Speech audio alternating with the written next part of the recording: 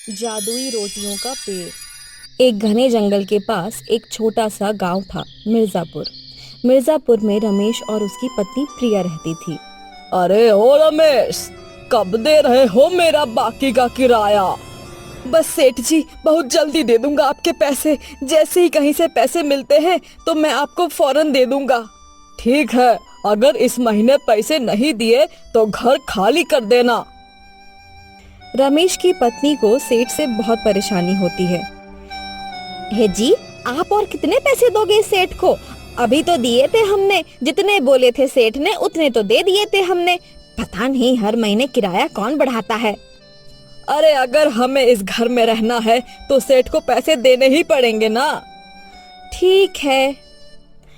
रमेश जंगल में चला जाता है और वहाँ उसने एक पेड़ का सौदा किया, जिससे उसको काफी अच्छे पैसे मिले। जब वो घर लौटा, अरे ओ भाग्यवान, सुनती हो, आज तो काफी अच्छे पैसों का मुनाफा हुआ है। जिसको प्रिया देखकर खुश हो जाती है। अरे वाह, अब तो मैं अपने लिए नई साड़ी लूंगी। नहीं नहीं, पहले मैं सेठ को जाके पैसे दे देता हूँ। अरे सारे पैसे सेठ को देने की क्या जरूरत है? आधे उनको दे देना और बाकी अच्छे पैसों की साड़ी मेरे लिए ले आना। पर तुम्हारे पास साड़ी है तो क्या हुआ? त्योहार आ रहा है, त्योहार पर नई साड़ी ही अच्छी लगती है। ठीक है, मैं साड़ी खरीद के लाता हूँ। रमेश ने एक 5,000 की साड़ी खरीद ली और बचे पैसे सेठ के पास लेकर जा पहुंचा। अरे वाह, लगता है आज तो तेरी कमाई अच्छी हुई है। हाँ सेठ जी, तू अगर ऐसे ही टाइम से पैसे देगा तो मैं कभी तुझे पैसों के लिए नहीं टोकूंगा, और तो और उस घर में आराम से रहेगा। और कितने पैसे देने हैं सेठ जी? अरे बस 5,000 बाकी है, फिर तेरा पिछला पूरा हिसाब चुकता हो जाएगा। ठीक है सेठ जी। रमेश अपने घर चला जाता है। जैसे ही वो घर पहुंचता है, प्रिया साड़ी के इंतजार में गेट पर ही खड़ी होती है। ए जी, मेरी साड़ी ले आए क्या? हाँ, ये लो तुम्हारी साड़ी, पर मैं 5,000 की साड़ी नहीं लाता तो सेठ का पिछला सारा कर्जा उतर जाता। कोई नहीं, अगली बार कमाओगे तो दे देना। फिलहाल मैं ये साड़ी पहन रही हूँ। साड़ी पहन के प्रिया बहुत खुश थी और अपनी 5,000 की साड़ी दिखाने अपनी पड़ोसन के पास गई। ये तो बहुत प्यारी साड़ी है दीदी। होगी क्यों नहीं, पूरे 5,000 की साड़ी है। प्रिया ने गांव की हर औरत को अपनी साड़ी दिखा दी और जब वो रात को सो गई तो उसने सुबह उठ के देखा तो साड़ी चोरी हो चुकी थी। हाय राम, मेरी साड़ी पता नहीं किसने चुरा ली। हाय राम, मेरी साड़ी चोरी हो गई। तुमने किसको बताया था अपनी इस 5,000 की साड़ी के बारे में? किसी को नहीं, बस टीना को, शीला को और सलोनी को ही बताया था। पूरे गांव भर में तो ढिंढोरा पीट दिया है और बोलती हो किसी को नहीं दिखाई। तुम्हारा तो दिमाग ही घुटने में है। इससे अच्छा तो मैं ये पैसे सेठ जी को दे देता, बेवकूफ औरत। प्रिया के मन में कोई बात नहीं रहती। अगर प्रिया के घर में कुछ नया पकवान भी बनता तो वो भी सारे गांव वालों को पता चल जाता। अरे रमेश भाई, आज तुम्हारे घर पे पनीर बन रहा है ना, हमें नहीं खिलाओगे क्या? भाई अब तक तो मैं घर भी नहीं गया, घर जाऊंगा तो पता चलेगा ना क्या बना है। हमें सब पता है, प्रिया भाभी ने सब बता दिया है। रमेश गुस्से से घर पहुंचता है और बोलता है, पूरे गांव को बता दिया तुमने कि आज पनीर बनाया है। इसमें गलत क्या है? पनीर बना है तो बना है। अरे बनाओ तो खुद खाओ ना, पूरे गांव वालों को बताने की क्या जरूरत है? तुम्हारी इस आदत से परेशान हूँ मैं, कोई बात अपने तक नहीं रखती। रमेश प्रिया को अक्सर डांटता भी बहुत था। एक बार की बात है, रमेश जंगल में लकड़ियां काटने गया था।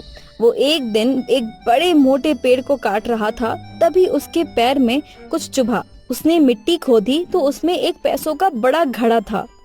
वाह, आज तो मेरे भाग खुल गए। हे भगवान, तेरा लाख लाख शुक्र है। रमेश सोचता है, नहीं नहीं, इसको घर लेके जाऊंगा तो प्रिया सारे गांव में ढिंढोरा पीट देगी। रमेश को प्रिया की बेवकूफी याद आ जाती है और वो उस घड़े को वहीं जमीन में दबा देता है। फिर रमेश जाता है और काफी सारे तरबूज तोड़ता है और एक पीपल के पेड़ पर टांग देता है। फिर वो बहुत सारी रोटियां लेता और आगे जाके दूसरे पेड़ पर टांग देता। वो पेड़ रोटियों से भर जाता। वो अपने घर जाता है।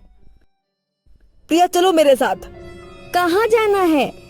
मुझे जंगल में घड़ा मिला है जो कि पैसे से भरा है। चलो मेरे साथ चलो, मिलकर लेके आएंगे उसको। वाह वाह, चलो पैसे से भरा घड़ा। वो दोनों फिर जंगल की ओर चले जाते हैं। जंगल पहुंचते ही प्रिया का ध्यान उस रोटियों के पेड़ पर पड़ जाता है। हे राम, रोटियों का पेड़? हाँ, कल तो इसी पेड़ से रोटियों की बारिश हो रही थी। ये कोई आम जंगल नहीं, ये एक जादुई जंगल है। थोड़ी दूर चलने के बाद फिर प्रिया ने एक पीपल का पेड़ देखा जिस पर तरबूज लगे थे। अरे वाह, पीपल के पेड़ पर तरबूज। हाँ, इसे छोड़ो, आगे चलते हैं।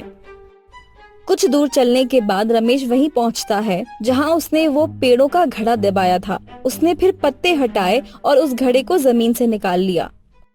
हे भगवान, ये बिल्कुल सही कहा था। अब तुम ये बात किसी को बता मत देना। पागल थोड़ी हूँ जो ये बात सबको बताऊंगी। हाँ, वो तो मैं जानता हूँ। क्या मतलब? कुछ नहीं। अब दोनों घर आ जाते हैं। अरे सुनो, जाके बाजार से सब्जी ले आना तुम, इतने में नहा लेता हूँ मैं। हाँ हाँ, जा रही हूँ। आज तो कहीं अच्छा पकवान बनाऊंगी। जैसे ही प्रिया घर से बाहर गई तो रमेश ने वो घड़ा घर के पीछे छुपा दिया। वहीं दूसरी ओर प्रिया वो बात सबको बता देती है। टीना, तुझे पता है, हम जादुई जंगल में गए थे। वहाँ रोटियों का पेड़ भी था और वहाँ हमें पैसों से भरा घड़ा मिला। अब क्या बताऊं, हमारे तो भाग खुल गए। क्या? सच्ची? पर तुम किसी को बता मत देना। पर औरतों की बातें कभी रुकती हैं। टीना गांव में वो बात आग की तरह फैला देती है। फिर सेठ को भी वो बात पता चल गई और सेठ खुद गांव वालों को साथ लेकर रमेश के घर जा पहुंचा। अरे ओ रमेश, रमेश, ओ रमेश, अरे बाहर आ। आवाज सुन के रमेश और उसकी पत्नी बाहर आ जाते हैं। क्या हुआ सेठ जी? तुझे नहीं पता क्या हुआ? तुझे पैसों का घड़ा मिला है जो तू छुपा रहा है। पैसों का घड़ा? वो भी मुझे? ये किसने बताया आपको? और कौन? तेरी पत्नी ही सारे गांव में ढिंडोरा पीट रही है। सेठ जी, मेरी पत्नी दिमाग से थोड़ी पागल है। यकीन नहीं है तो आप उससे पूछ लो। ठीक है प्रिया, बताओ जंगल में क्या हुआ? हम लोग जादुई जंगल में गए थे। हमने देखा वहाँ रोटियों का पेड़ था और हम और आगे गए तो पीपल के पेड़ पे तरबूज लगे थे और आगे गए तो हमें एक पैसों से भरा घड़ा मिला जो हम घर लेके आए। सेठ को उसकी बातों पर यकीन नहीं होता है। अरे रमेश, तू ठीक कह रहा है। तेरी पत्नी दिमाग से पागल है, कुछ भी बोलती है। अरे मैं सच बोल रही हूँ। सेठ वहाँ से सभी को लेकर चला जाता है। फिर उन लोगों के जाने के बाद रमेश कुछ सोचने लगता है। अब आराम की जिंदगी जीऊंगा। कम से कम अब कोई प्रिया की बातों पर यकीन तो नहीं करेगा। अरे सुनिए, ये सब तो सच्ची में हुआ था ना। लोग मेरी बातों को क्यों नहीं मान रहे? प्रिया परेशान थी लेकिन रमेश खुश था क्योंकि पैसों का घड़ा सुरक्षित था। फिर धीरे धीरे रमेश ने सेठ के सारे पैसे दे दिए और कुछ समय बाद रमेश ने सेठ से वो भी घर खरीद लिया। अब रमेश बहुत खुश था।